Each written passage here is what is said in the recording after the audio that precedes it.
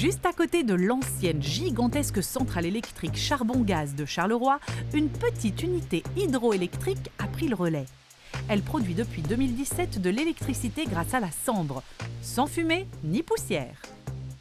D'après les débits moyens de la cendre, on devrait produire, bon an, mal an, 2 gigawattheures par an.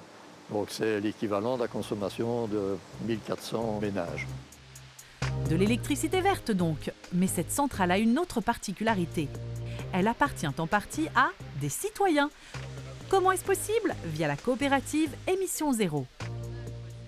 Émission Zéro, ce sont des citoyens qui se sont rassemblés à partir de 2007 pour s'approprier les enjeux de la transition énergétique, à savoir pouvoir produire de l'énergie renouvelable. Donc quand il y a un projet sur la table, par exemple un projet d'hydroélectricité, on fait appel aux citoyens, on fait des levées de fonds. Ces citoyens investissent en prenant des parts dans la coopérative, de quoi constituer un capital qui permet à Émission Zéro de financer les projets. Aujourd'hui, elle est copropriétaire de 6 centrales hydroélectriques en Wallonie. Mais c'est loin d'être tout. Nous sommes ici sur les toits de l'entreprise d'économie sociale Entrac qui permet aux personnes en situation de handicap d'être réinsérées sur le marché de l'emploi. Ici, Émission Zéro a fait appel à ses coopérateurs pour financer l'installation de ces 2 centrales photovoltaïques via un rôle de tiers investisseur.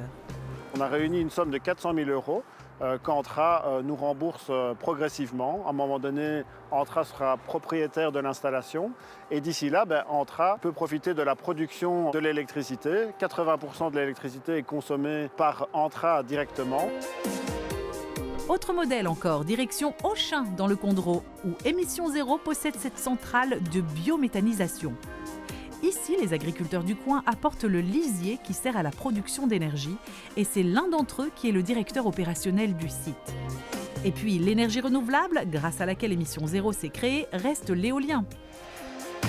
Près de la Louvière, celle-ci a coûté 4 millions d'euros et appartient à 100% à la coopérative qui en possède 4 en tout.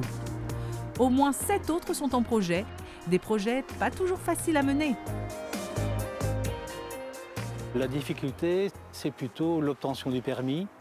La construction prend quand même pas mal de temps. Il y a les fondations, il y a l'érection, la connexion au réseau électrique. Et justement, où va donc l'électricité générée au total par les 17 unités de production d'Émission Zéro?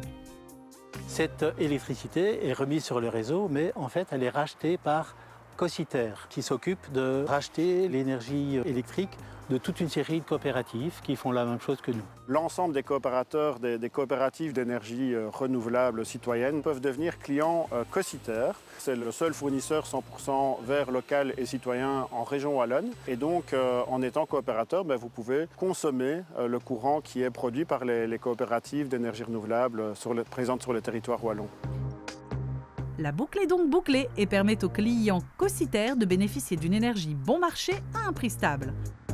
Émission Zéro, elle, continue ses nouveaux projets grâce à ses 3000 coopérateurs et grâce aux bénéfices générés par les unités de production. Sa prochaine cible, l'éolien offshore, mais aussi plusieurs projets sociaux. Un modèle vertueux qui fonctionne et qui vient d'ailleurs de recevoir le prix de l'économie sociale 2025.